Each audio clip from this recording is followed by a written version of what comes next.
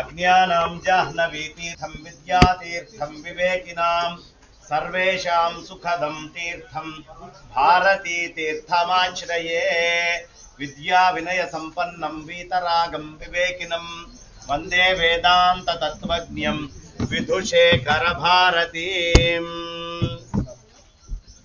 సభాకల్పతరుం వందే. అందరికీ ఒక ముఖ్యమైనటువంటి విషయం చెప్దాము అని ఆరంభం చేస్తూ ఉన్నాను. పూర్వజన్మ సుకృతం వల్ల మనకి రాజమండ్రి కాకినాడ మధ్యప్రదేశంలో ఒక పెద్ద ఆవిడ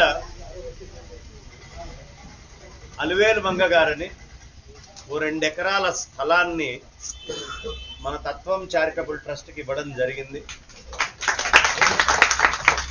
దాన్ని ఆనుకొని ఇంకొక 4 ఎకరాలు మనం కొన్నాము. అది కాకుండా ఇది 2 చెరువుల మధ్యలో ఉంటుందన్నమాట.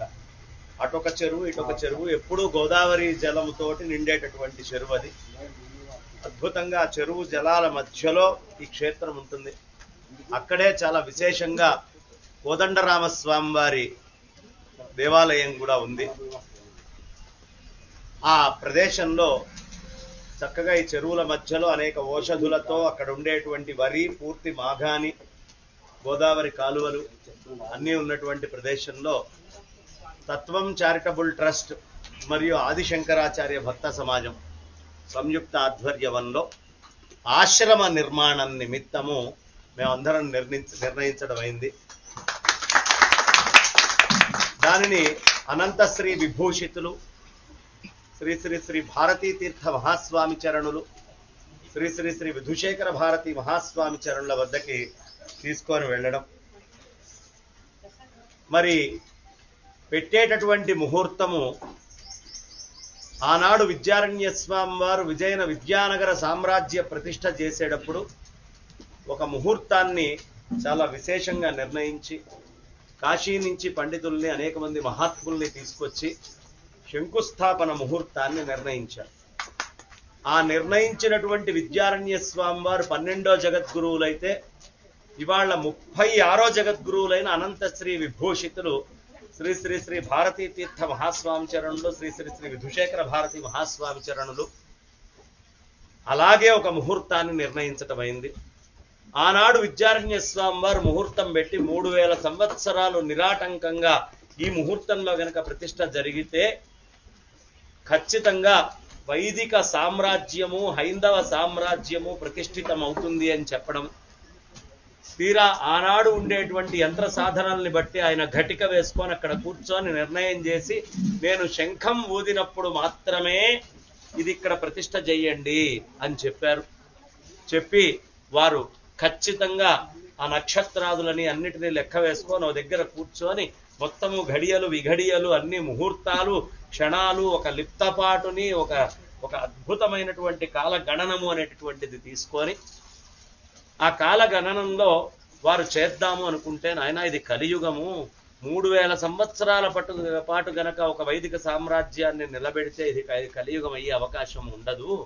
కానీ విద్యారణ్యుడంతటి తపస్సంపన్నుడు చేస్తున్నాడు కాబట్టి అది వృధా పోకూడదు. కాబట్టి మహాగణపతి వచ్చి ఆ ముహూర్త సమయానికంటే ముందుగానే ఒక శంఖాన్ని ఊదాడు.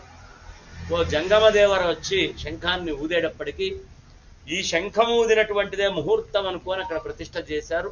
తర్వాత 2వ శంఖం మోగింది.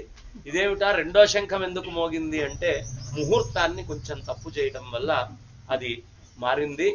అయితే మరి ఈ ముహూర్తంలో ఈ తప్పు చేసినటువంటి ముహూర్తం వల్ల ఏమవుతుంది అంటే 300 సంవత్సరాల పాటు అవిచ్ఛిన్నంగా వైదిక సామ్రాజ్యం ఉంటుంది అన్నారు. అలాగే హరిహర బుక్కరాయల యొక్క ఆధ్వర్యంలో కృష్ణదేవరాయలు రామదేవరాయల దాకా కూడా ఒక 300 సంవత్సరాల పాటు విజయనగర సామ్రాజ్యం పరిఢవిల్లింది. మళ్ళీ చాలా తీక్షణమైనటువంటి ఒక తపస్సులాగా అనేక మందిని కూర్చోబెట్టి జగద్గురువులు పునః వైదిక సామ్రాజ్య ప్రతిష్ఠ కావాలి అంటే ఒక ముహూర్తాన్ని నిర్ణయించటమైంది. అది చాలా విశేషమైనటువంటి ముహూర్తము.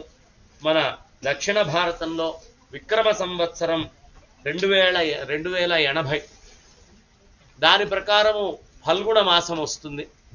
కానీ మనము దక్షిణాది ప్రాంతం వాళ్ళము మాఘ బహుళ విధియగా ఆ ముహూర్తాన్ని చెప్పుకుంటాం.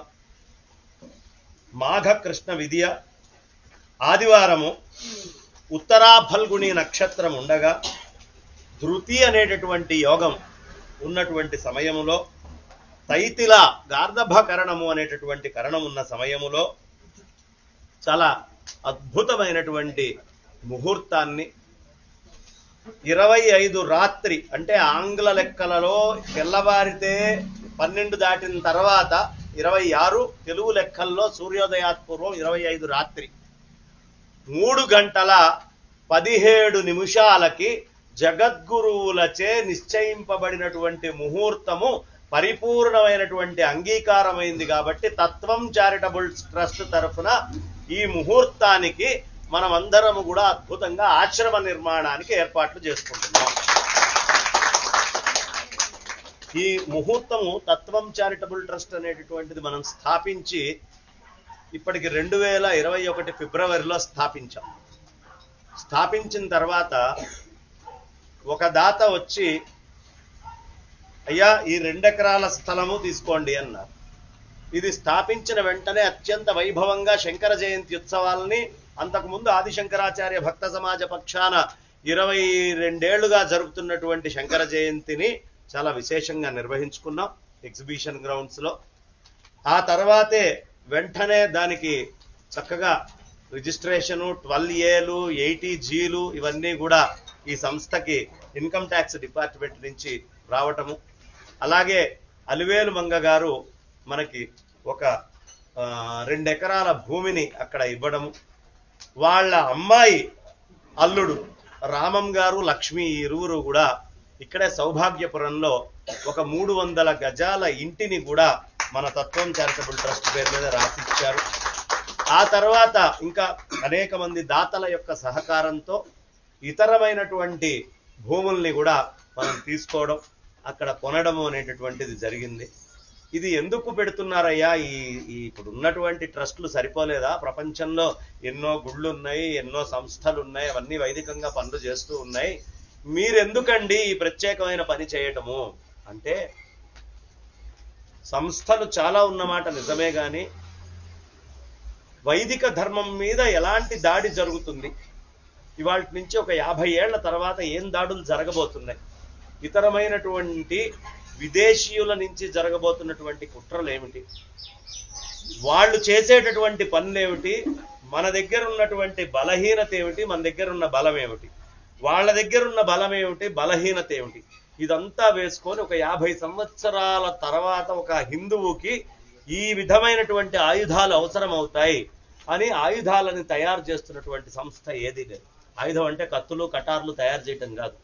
ఆలోచన విధానంతో ఒక 50 ఏళ్లకి మనం హైందవ ధర్మాన్ని ఎక్కడ చూడాలనుకుంటున్నాం, ఎక్కడ ఉండబోతోంది, ఈ టెక్నాలజీ విప్లవంలో ఏమేం జరగబోతోంది, ఇవన్నిటినీ కూడా గుర్తించి ఇంకా అనేకమైనటువంటి కార్యక్రమాలు, ఊహకందనటువంటి క్షేత్ర నిర్మాణాలు అక్కడ జరగబోతున్నాయి. ఇప్పటిదాకా మీరు భారతదేశంలో కని విని ఎరుగనటువంటి క్షేత్రాలు, కానీ భారతదేశంలో మన పూర్వీకులైనటువంటి మహానుభావులు లిఖితపూర్వకంగా రాసినటువంటి గ్రంథస్థము మాత్రమే అయి కట్టడానికి యోగ్యంగా కానటువంటి మహత్తరమైనటువంటి అంశాలని మనం కట్టబోతున్నాం. అయితే ముందే చెప్పడము అనేటటువంటి దానివల్ల కొన్ని ప్రమాదాలు ఉన్నాయి. కాబట్టి ఏమిటా విశేషము, ఏం కట్టబోతున్నాము అనేది ఒక 2 సంవత్సరాల లోపల మనం అందరము కూడా ఆనందంగా చూడబోతూ ఉన్నాం. ఇప్పటిదాకా ఏనాడు అయ్యా మేము సంస్థ పెట్టాము, మాకు రూపాయో ₹1 ఓ పావలానో డబ్బులు కావాలో అని ఎప్పుడూ ఎవరితోటి అన్నది లేదు. కానీ ఇప్పుడు ఒక అవకాశం వచ్చింది, దీనికి కూడా ఎవరు ఏమీ మేము చెయ్యాల్సిందే అనేది ఏమీ లేదు. శక్తి ఉన్నటువంటి వాళ్ళు, చేయగలిగినటువంటి వాళ్ళు ఒక ఆలోచన చేయండి. అదేమిటయ్యా అంటే, ఒక 100 గజాల స్థలమో ఒక 50 గజాల స్థలమో భూదానము ప్రత్యక్షంగా చేయాలి అనే కోరిక ఉన్నవాళ్ళు చాలా మంది ఉంటారు. అయ్యా మా జీవితంలో మేము గోదానం చేశాం, హిరణ్యదానం చేసుకున్నాం, కానీ భూదానం చేసుకున్నాం అనేవాళ్ళు తక్కువ ఉంటారు. కారణము భూమి యొక్క ధరలు ఆకాశాన్ని అంటుకొని ఉన్నాయి, అదేమంత తేలిగ్గా లేదు. మరైతే ప్రత్యక్ష భూదానం ఎవరైనా చేసుకోవాలి ఆ ప్రదేశంలో అనుకుంటే ఈ సంస్థకి ఒక 25 గజాలకి 25,000 రూపాయల కింద ప్రత్యక్షంగా వచ్చి, 50 గజాలకి 50,000 కింద, 100 గజాలకి 1,00,000 రూపాయలు, అంతకు మించి ఇస్తా అంటే తీసుకునే అవకాశం లేదు. ఆ పైన ఇవ్వాలనుకునే వాళ్ళు ఎకరాల్లో ఇవ్వచ్చు. కాబట్టి 25, 50, 100 గజాలుగా మా జీవితంలో మా పెద్దల్ని తలుచుకోనో మా పూర్వీకుల్ని తలుచుకోనో చక్కగా మేము చేస్తాము. దేనికి వాడబడుతుంది ఆ భూమి అంటే, ఈ గోవులు చాలా మటుకు గోవులు అక్కడ సంచరిస్తూ ఉంటాయి. అక్కడైతే ప్రశాంతంగా తిరగడానికి కావాల్సినంత స్థలము, కావాల్సినంత గడ్డి, రకరకాలైనటువంటి అవసరాలకి యోగ్యమైనటువంటి వరి, ఎందుకంటే పచ్చటి మాఘాని కదమ్మ వరి కావాల్సినంత. కాబట్టి ఆ వరి ఇత్యాదులు కూడా అన్నీ అక్కడ లభిస్తాయి, సస్యముగా ఉంటుంది.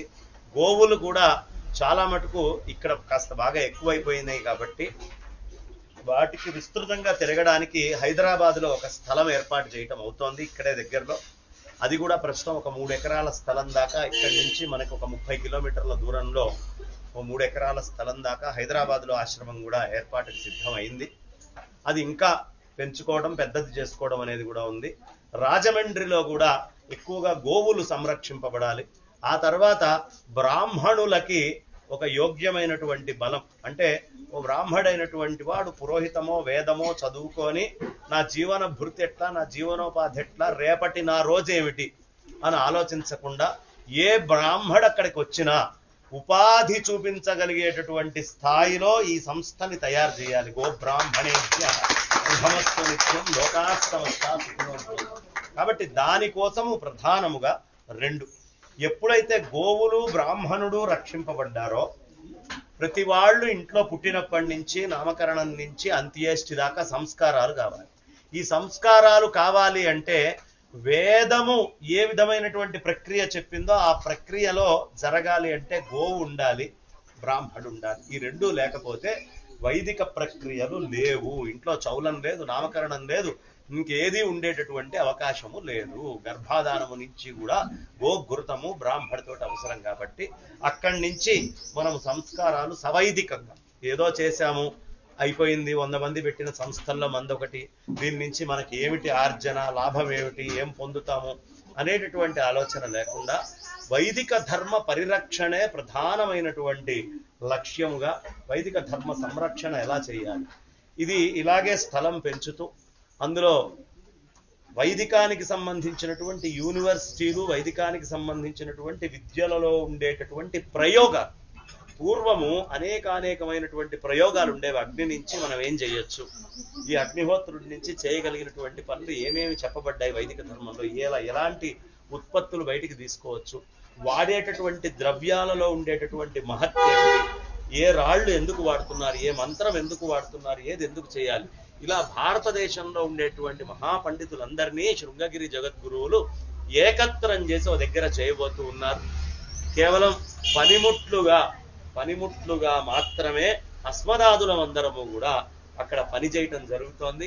పూర్తిగా జగద్గురువులు ఏది నిర్ణయిస్తే అనంత శ్రీ విభూషితులు విద్యారణ్య స్వామి వారే విధుశేఖర భారతిగా మనందరినీ అనుగ్రహించబోతున్నారు. మరొక వైదిక సామ్రాజ్య ప్రతిష్ట చాలా విశేషంగా జరగబోతోంది.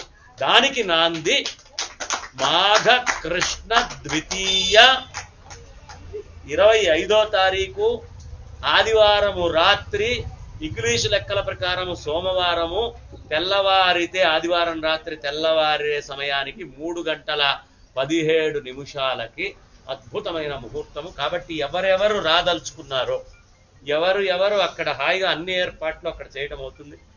అక్కడికి వచ్చి ఈ యజ్ఞంలో పాల్గొనదలుచుకున్నారో, పనిచేయదలుచుకున్నారో వాళ్ళందరూ కూడా ఇప్పుడే రైలు టికెట్లో, ఫ్లైట్ టికెట్లో, బస్ టికెట్లో బుక్ చేసుకుంటే మనం అందరము కూడా కార్లల్లో వచ్చేవాళ్ళు కార్లల్లో రావచ్చు, లేదు బండ్ల మీద వచ్చేవాళ్ళు కూడా రావచ్చు. అందరూ ఆనందంగా అక్కడ కార్యక్రమ నిర్వహణ చేసుకుందాం. ఇందులో ఎవరు ఇది మాది అని పరిపూర్ణంగా సమయం కేటాయిస్తారో ఈ తత్వం చారిటబుల్ ట్రస్ట్ వాళ్ళకి ఒక పిల్లవాడిలాగా వాళ్ళ ఉత్తరోత్తర రక్ష కూడా ఈ సంస్థే తీసుకుంటుంది. ఇది నాది అని మన ఇంట్లో 2 పిల్లలు ఉన్నారు, ఇది నా 3వ పిల్లవాడు అని ఎవరెవరు పనిచేస్తారో మిగతా 2 పిల్లలు చూస్తారో చూడరో నాకు తెలియదు, కానీ ఈ పిల్లవాడు మాత్రం వాళ్ళ యొక్క బాగోగులు జాగ్రత్తలు అన్నీ చూసుకుంటాడు, దీంట్లో అనుమానం లేదు. అందుకని ఈ సంస్థ ఆరంభం చేసి విశేషంగా మనం కార్యక్రమాన్ని చేయబోతున్నాం. ఇప్పటికే నాకు జన్మాంతర సుకృతం వల్ల మరి టీవీ ఛానల్స్లో నేను మాట్లాడేదాన్ని బట్టో ఇంకో దాన్ని బట్టో అనేక మంది ఇష్టపడేటటువంటి వాళ్ళు ఉన్నారు. మరీ ముఖ్యంగా వైదికంలో ఉండేటటువంటి మాకు బ్రహ్మస్థానంలో కూర్చుండే మహాత్ములు అనేక మంది ఇష్టపడేటటువంటి వాళ్ళందరి యొక్క ఆశీస్సులతో, జగద్గురువుల యొక్క ఆశీస్సులతో దిగ్విజయంగా వైదిక ధర్మానికి సంబంధించినటువంటి తలమానికమైనటువంటి ఒక సంస్థ. ఇందులో విగ్రహం ప్రధానం కాదు, ధర్మం ప్రధానం, ఆచారం ప్రధానం. క్షేత్రము లోపల గుడి యొక్క శివలింగం ఎంత పెద్దగా ఉంది ఇది ప్రధానం కాదు, ఆ లింగానికి యథాశాస్త్రీయమైనటువంటి పూజలు అవుతున్నాయా లేదా, వైదికంగా సక్రమంగా ఉందా లేదా. ఒక అగ్నిహోత్రుడి గుడిని కూడా కట్టబోతున్నాం. ఇప్పటిదాకా మొత్తము అగ్నిహోత్రుడికి సంబంధించి అన్ని రకాలైనటువంటి అగ్నులని కాపాడేటటువంటి సంస్థలు నాకు తెలిసి ఎక్కడా లేవు. అందరూ అంటే వైదికాగ్నులు నేను చెప్తాను, లౌకికాగ్నులు మీకు అనేకమైన చోట్ల కనిపిస్తాయి, కానీ వైదికాగ్నిని ఎలా సంరక్షించాలి, ఒక క్షేత్రము గట్టి అనేది లేదు. స్వతసిద్ధంగా అగ్నిహోత్రుడే ఆయన కోసం ఆయన ఒక గుడి కట్టించుకున్నారు. ఆ గుడి అజర్బైజాన్ అనేటటువంటి దేశములో బాకు అనేటటువంటి ప్రాంతంలో అగ్నిహోత్రుడికి ఒక గుడి ఉంది, ఆయనే కట్టుకున్నారు. అది కూడా 1980 వచ్చేటప్పటికి ఆ అగ్నిహోత్రం కూడా కొండెక్కింది. అక్కడ ఏదో వేరే అయినటువంటివి వేస్తున్నారు, ఎందుకంటే పూర్తిగా అక్కడ అంతా తురుష్కుల మధ్యలో ఆ గుడి ఉండేది. ఎవరు పూజ చేయకపోయినా 80 దాకా కూడా స్వతసిద్ధంగా అందులో అగ్నిహోత్రం వచ్చి ఆ అగ్నిహోత్ర క్షేత్రంలో అగ్నులు ఉండేవి. కానీ అగ్నిహోత్రుడికి క్షేత్రాలు ఏవి అంటే ఇవాళ లేవు. దీనికి పూర్వం అగ్నితుండినులు అనేటటువంటి బ్రాహ్మణులు ఉండేవాళ్ళు. ఆ బ్రాహ్మణులందరూ అజర్బైజాన్ బాకు ప్రదేశం నుంచి కృష్ణ పరమాత్మ యొక్క సంతానము అగ్నులని చేస్తాము అంటే అక్కడ ఉండేటువంటి బ్రాహ్మణులు సహకరించకపోతే ఆ బ్రాహ్మణులను అక్కడి నుంచి ఇక్కడికి తెచ్చారు. వాళ్ళని అగ్నితుండిల బ్రాహ్మణులు అని పిలుస్తారు. అంత గొప్ప చరిత్ర ఉంది ఆ అగ్నిహోత్ర క్షేత్రానికి. మళ్ళీ ఆ తర్వాత ఇంకెక్కడా కూడా మనకి అగ్నిహోత్రుడు కనిపించట్ల. అందుకని ముందు ఆ అగ్నిని కాపాడి ఆ అగ్నిహోత్ర క్షేత్రం నుంచి ఎవరి ఇళ్లల్లో ఉపనయనాలైనా, ఎవరు క్షేత్రాలలో అఖండ దీపాలను పెట్టుకోవాలనుకున్నా, ఎవరి ఇళ్లల్లో అఖండ దీపాలు ఉండాలనుకున్నా, ఎవరి ఇళ్లల్లో కార్యక్రమాలు శుభ కార్యక్రమాలు జరిగినా అక్కడ నుంచి సంరక్షిస్తూ అగ్నిని తెచ్చుకొని ఈ కార్యక్రమం అయ్యేదాకా కూడా ఆ అగ్నుల యొక్క పర్యవేక్షణలో వైదికాగ్నులు ఇంటికి తీసుకువెళ్ళగలిగేటువంటి భాగ్యాన్ని కూడా అక్కడి నుంచి ఏర్పాటు చేయడం జరుగుతోంది. ఇప్పుడు నేను చెప్పింది కొద్దిగానే, మీరు విన్నటువంటిది ఆ క్షేత్రం గురించి 1% కానీ ఇలాంటివి అనేకానేకము మీరు వినబోతూ ఉన్నారు. ఇప్పుడు ఏదైతే మనం 6 ఎకరాలని మొదలు పెడుతున్నామో అది 100 ఎకరాలు దాటి వెళ్లాల్సినటువంటి అవసరము ఉంది. ఆ స్థితికి కూడా అది చేరుతుంది, దీంట్లో అనుమానం ఏం లేదు అని చెబుతూ, ఎందుకంటే జగద్గురువుల సంపూర్ణ కృప దాని మీద ఉంది. ఇంకా విశేషం ఏమిటయ్యా అంటే ఈ క్షేత్రాలు ఏవైతే మనం కడుతూ ఉన్నామో అందులో నవగ్రహాలకి ఒక ప్రత్యేకమైనటువంటి సంపుటీకరణతో ఇప్పటిదాకా అలాంటి క్షేత్రము నవగ్రహాలకు సంబంధించినటువంటిది యావత్ విశ్వములో లేదు. కానీ వైదిక గ్రంథాలలో రాసి ఉంది. ఆ రాసి ఉన్నటువంటి దాన్ని మొట్టమొదటిగా మనం కట్టబోతూ ఉన్నాం. ఇలా అనేక అద్భుతాలతోటి మనం అందరం కలిసి చేసుకుందాము అని చెబుతూ, ప్రస్తుతానికి ఇంకా క్షేత్రం గురించి చాలా చెప్పాలని నాకు మనసులో ఉన్నప్పటికీ ఇంతకు మించినటువంటి జ్ఞానం ఇప్పుడు అవసరం లేదు కాబట్టి ఇక్కడికి ప్రస్తుతానికి నా వాణికి విరామాన్ని ఇస్తున్నాను. నేను మొత్తము 2 తెలుగు రాష్ట్రాల్లో ఉండేటటువంటి ఇది ఇప్పుడు మాత్రం ఫేస్బుక్లో చూసేటువంటి వాళ్ళకి, ఇక్కడ ఉన్న బ్రహ్మగారులకి చెప్తున్నాను. వైదిక ధర్మ పరాయణులై వేద ధర్మము రక్షింపబడాలి, అగ్నులు కాపాడబడాలి అనేటటువంటి బ్రాహ్మణులు ఎవరెవరైతే ఉన్నారో, ఇది అంతా కూడా మనకేదో సంభావన వస్తుంది అనే ఉద్దేశం కాకుండా మనము జీవించి ఉండగా ఇలాంటి ఒక కళని సాకారం చేసుకోవాలి అని వెన్నెంట రావాల్సిందిగా ముందు వేద పండితులని, అలాగే స్మర్తలని, అదేవిధంగా ఆగమములలో క్షేత్రముల్లో పనిచేసేటటువంటి మహాత్ములందరినీ కూడా నేను సప్రశ్రయ నమస్కారాలతో సాష్టాంగ ప్రణామంతో అభ్యర్థిస్తూ నా వాణికి విరామాన్ని ఇస్తున్నాను. అంత శ్రీ విభూషితులు జగద్గురువులు శ్రీ శ్రీ శ్రీ భారతీ తీర్థ మహాస్వామి చరణులకి, శ్రీ శ్రీ శ్రీ విధుశేఖర భారతి మహాస్వామి చరణులకి సాష్టాంగ ప్రణామం చేస్తూ స్వస్తి.